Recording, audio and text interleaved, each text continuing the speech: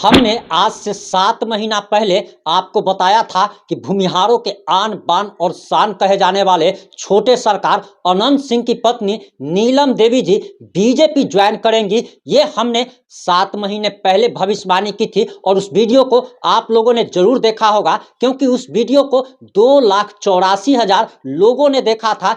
34,000 से ज़्यादा लोगों ने उस पर कमेंट किया था और आपको बताते चले कि हमारी वो भविष्यवाणी अब सच साबित हुई है। हमारी भूमिहारों के आन बान और शान कहे जाने वाले छोटे सरकार की पत्नी नीलम देवी बीजेपी में शामिल हो गई है और अब वह बीजेपी के टिकट पर मुंगेर लोकसभा से चुनाव लड़ेंगी और जीत कर भी दिखाएंगी। और आज नीलम देवी की राजनीतिक आगे की रणनीति के बारे में हम आपको बताने वाले हैं और 2 से 3 मिनट की रिपोर्ट में हम ऐसी ऐसी बात आपको बताएंगे कि आपको जानकर पहले तो यकीन ही नहीं होगा, लेकिन जब आप पूरी वीडियो देखेंगे तब आपको लगेगा कि हमने जो तथ्य के साथ आपके सामने बातें रखी है वो कहीं ना कहीं सच साबित होगी।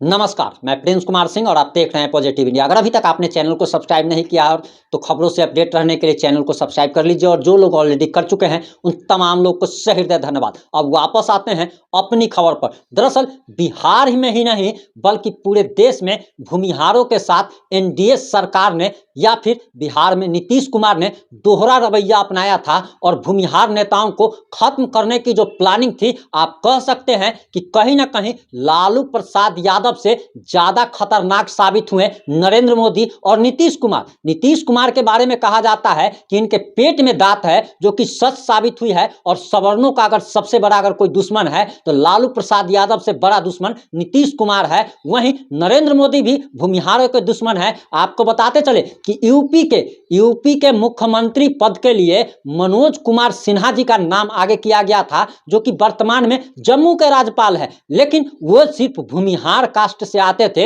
इसीलिए उनका नाम जो है खींच दिया गया और राजपूत नेता के तौर पर योगी आदित्यनाथ का नाम आगे किया गया ताकि वहां पर राजपूत वोटरों को एक किया जा सके। और आपको बताते चले कि भूमिहार नेताओं की ऐसी स्थिति इसलिए होती रही क्योंकि भूमिहारों में एकता नहीं थी और भूमिहारों में एकता के लिए आशुतोष कुमार ने जो अथक परिश्रम किया है उसका अब परिणाम देखने को मिल रहा है। और आप बिहार में ही देख लीजिए कि कांग्रेस के प्रदेश अध्यक्ष अखिलेश प्रसाद सिंह जो है भूमिहार जाति से आते हैं। बिहार के वर्तमान उप मुख्यमंत्री विजय कुमार सिन्हा भूमिहार जाति से आते हैं। और आपको और बताते चले कि आरजेडी ने भी भूमिहारों को सम्मान देना शुरू कर दिया है। खैर, नीतीश कुमार ने तो भूमिहारों को खत्म करने की पूरी प्लानिंग कर ली थी। मुन्ना शुक्ला से लेकर सूरजभान सिंह से लेकर अनंत सिंह को कैसे जेल में ठेल दिया गया वो आप सभी जानते हैं कि अनंत सिंह को फंसाने के लिए नीतीश कुमार ने कैसा चाल चला और नीतीश कुमार ने अनंत सिंह को बर्बाद करने के लिए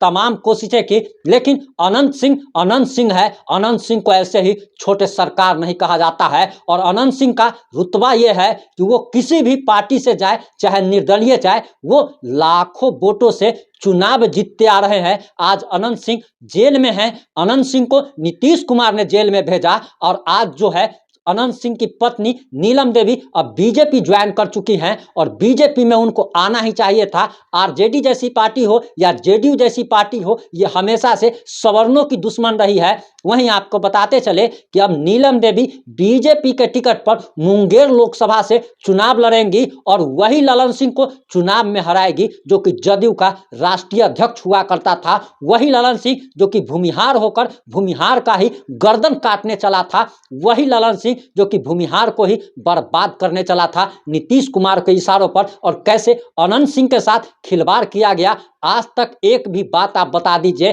कि ललन सिंह ने जदयू के राष्ट्रीय अध्यक्ष रहते हुए या फिर बड़े नेता के तौर पर या सांसद के तौर पर इन्होंने भूमिहार जाति के लिए एक भी वैसा काम किया हो, अपने समाज को बढ़ाने का काम किया हो। और वो नेता किस काम का, जो अपने समाज का विकास नहीं कर सकता वो देश का विकास क्या करेगा। जो व्यक्ति अगर कोई बड़ा हो जाता है तो सबसे पहले अपने घर के बेरोजगार लोगों को नौकरी या उसको रोजगार की व्यवस्था करता है। लेकिन आपके घर का कोई बड़ा आदमी जो है बहुत बड़े लेवल में चला जाए लेकिन आपके घर के लोग बेरोजगार हो, तब आखिर उस व्यक्ति के बड़ा होने का क्या फायदा है। लेकिन छोटे सरकार अनंत सिंह के साथ इन लोगों ने जो भी किया और हर पग पर आशुतोष कुमार इनके साथ रहे और आशुतोष कुमार के अथक प्रयास का ही नतीजा है कि आज भूमिहार का जो है झंडा फहरा रहा है, आसमान में फहरा रहा है, वो भी बुलंदी के साथ।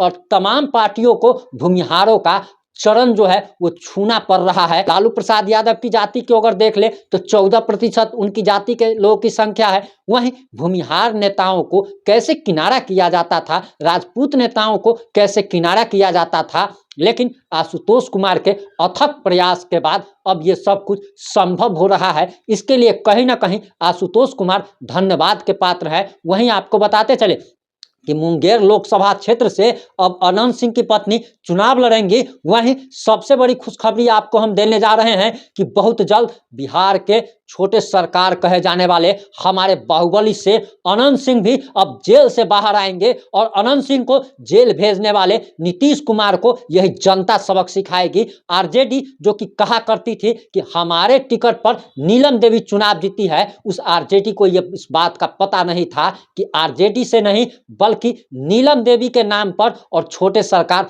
अनंत सिंह के नाम पर नीलम देवी को वोट पड़ा है। तभी तो नीलम सिंह जो है वो लगातार लाखों वोटों से चुनाव जीत रही है। मुंगेर लोकसभा में भी आपको बताते चले कि पिछली बार भी नीलम देवी चुनाव जीत जाती अगर ललन सिंह ने धोखाधड़ी नहीं की होती, पीठ में छुरा घोंपने का काम नहीं किया होता, अगर बिहार पुलिस को कह सकते हैं कि अनंत सिंह के पीछे न लगाया होता और कुत्ते की तरह बिहार पुलिस को अनंत सिंह के पीछे लगाया गया था और अनंत सिंह को बर्बाद करने की साजिश थी। लेकिन अब अनंत सिंह बहुत जल्द जेल से बाहर आएंगे और बताया जा रहा कि अनंत सिंह अब अपनी पत्नी नीलम देवी को मुंगेर लोकसभा सीट से चुनाव लड़ाएंगे। इस सारे मुद्दे पर आपकी क्या राय है, आप अपनी प्रतिक्रिया जरूर दीजिएगा। वहीं आपको बताते चले कि पॉजिटिव इंडिया ने 7 महीना पहले ही इस बात की भविष्यवाणी कर दी थी कि नीलम देवी के लिए अगर कोई सबसे अच्छी पार्टी है तो वो बीजेपी है और बीजेपी में ही उन्हें शामिल होना चाहिए, क्योंकि बीजेपी में ही जो है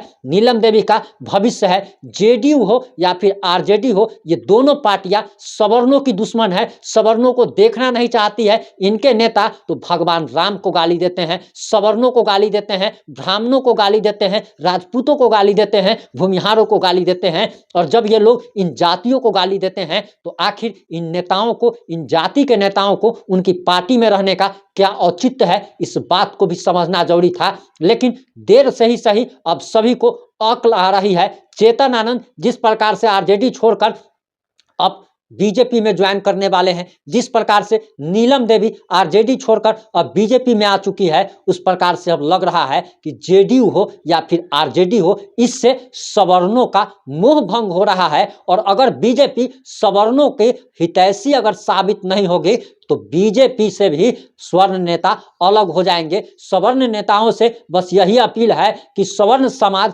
आपके लिए बहुत कुछ करता है, आप लोग भी अपने समाज को बढ़ाने का प्रयास करें, अपने समाज के बेरोजगार युवाओं के लिए कुछ नया करने का प्रयास करें, क्योंकि आपका समाज जो है वो बिखर रहा है। आपके समाज का हाथी बिक चुका है, आपके समाज के बच्चे जो है हाथी का सिक्कर लेकर के घूम रहे हैं। इतनी बेरोजगारी अब भूमिहार, राजपूत और ब्राह्मणों में आ रही है और इनके लिए भी अब आप लोग को काम करने की जरूरत है, क्योंकि ये लोग आपके लिए लड़ते हैं, हमारे जैसे लोग आपके लिए लड़ते हैं। तो आपको भी अब जरूरत है कि उन लोगों के लिए आवाज उठाने की जो लोग आपके लिए लड़ते हैं। जुड़े रहे हमारे साथ। जय हिंद, जय भारत, जय जय श्री राम।